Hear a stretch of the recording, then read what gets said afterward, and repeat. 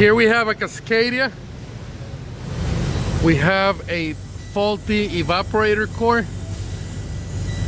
In order for you to remove it and replace it, you have to cut the plastic cover along the seam all the way around, and that's how you access it. When you purchase the new one, it comes with a cover that will bolt onto the existing holes, and that's how you install it. I'll go ahead and show what holds it in the back. I'm gonna go ahead and cut off the entire cover and I'll show you guys.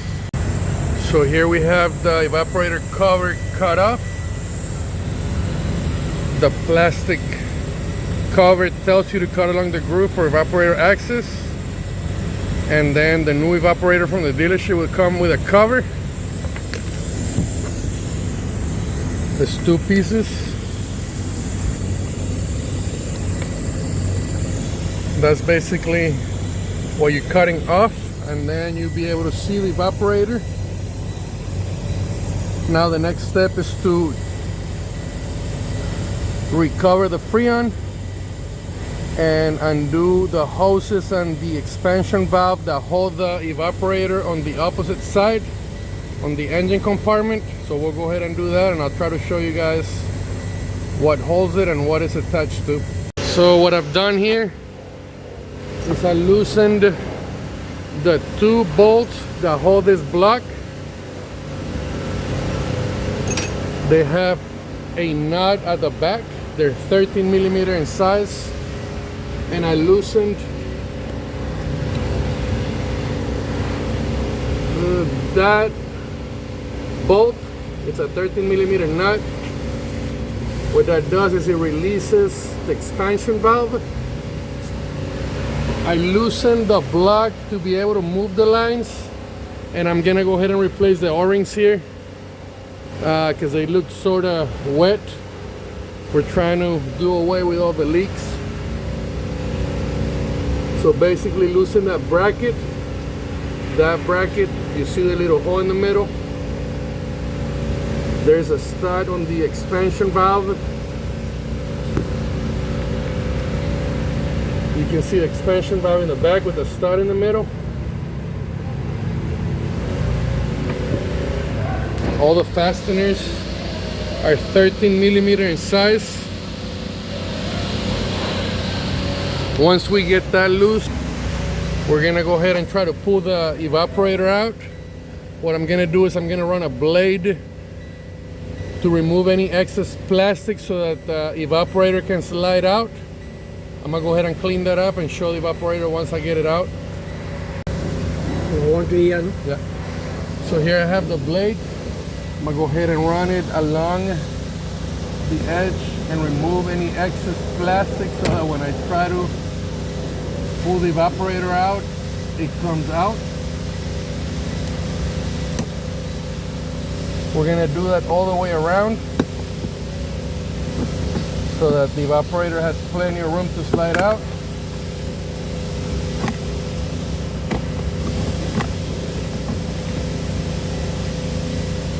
And then we'll go ahead and pull it out.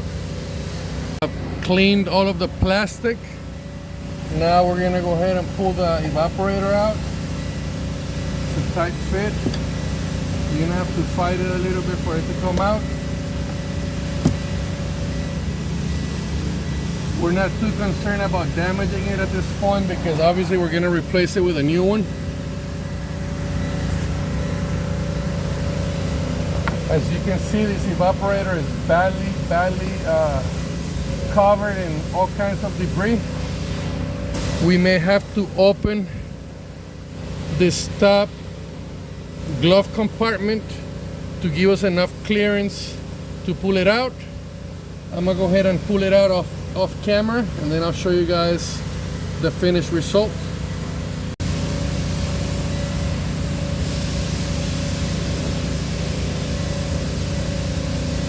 I decided to show you guys how to remove it.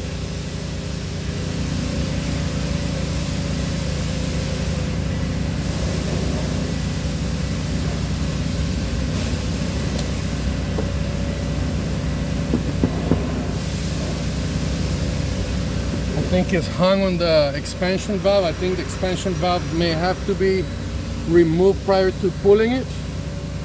Let me inspect it and I'll get back with you guys in a second. I've moved this block out of the way. You could unplug the sensor that's attached to it and completely remove it. And as you can see, the expansion valve, it's hung on the hull. If you're replacing the evaporator, you could bend up the expansion valve and pull everything out as a unit.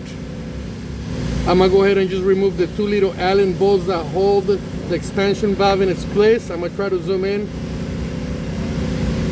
That's the expansion valve, and that's one of the Allen bolts. Let me see if I can get some light to show the other bolt.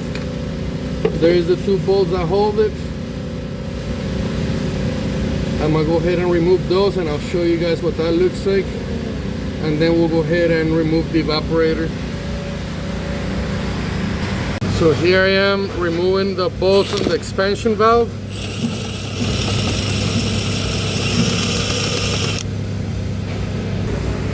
That's what the expansion valve and the bolts look like. We should be able to pull the evaporator core straight out now. So here's my second attempt at pulling this evaporator core out.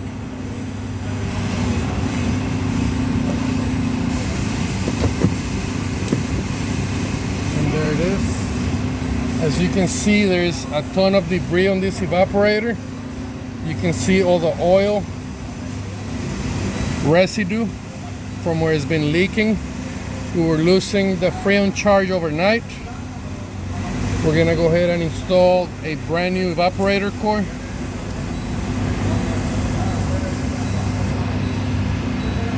You can see all the oil that's been leaking along with the freon. As soon as I get my hands on the new one, we'll go ahead and show how it goes back together.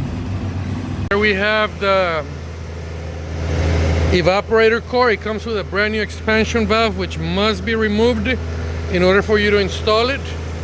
I'm gonna go ahead and slide this in and show you guys how it goes in. Once you get this situated in its place, it comes with a new plastic cover that you're gonna position over the hole that we cut, and it comes with a set of screws that we're gonna install in the holes that are pre-drilled.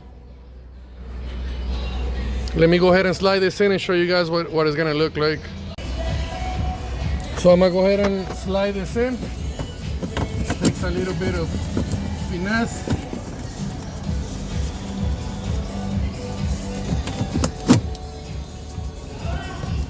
Once it's all the way in, this new cover is gonna go over where we cut. You have to slide the evaporator core all the way in, and the holes are gonna match. And then after that, we're gonna go ahead and install the new expansion valve, and we'll go from there. Let me position this all the way in and show you guys how the cover is gonna be installed. Here we have the cover installed. As you can see, all the little screws go in the holes that are pre-drilled. Now we're gonna go ahead and put the expansion valve on it and hook up all the lines. So here we got the end result.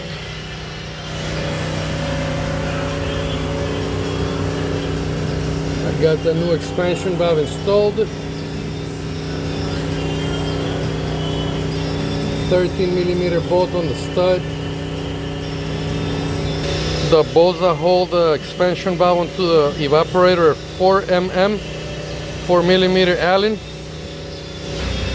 And this is the old evaporator.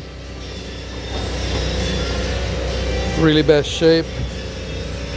Massive leak. It was draining the entire system out of freon overnight.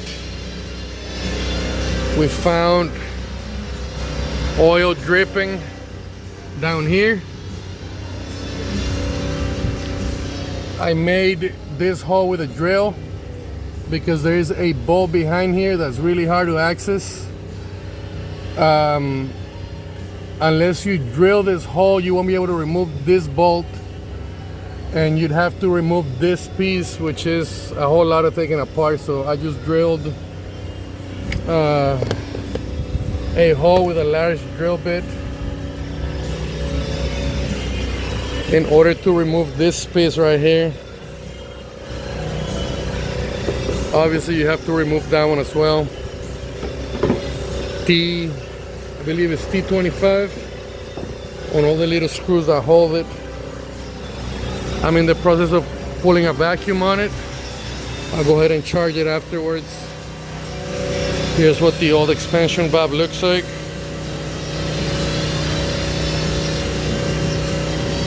That's basically how you replace the evaporator core.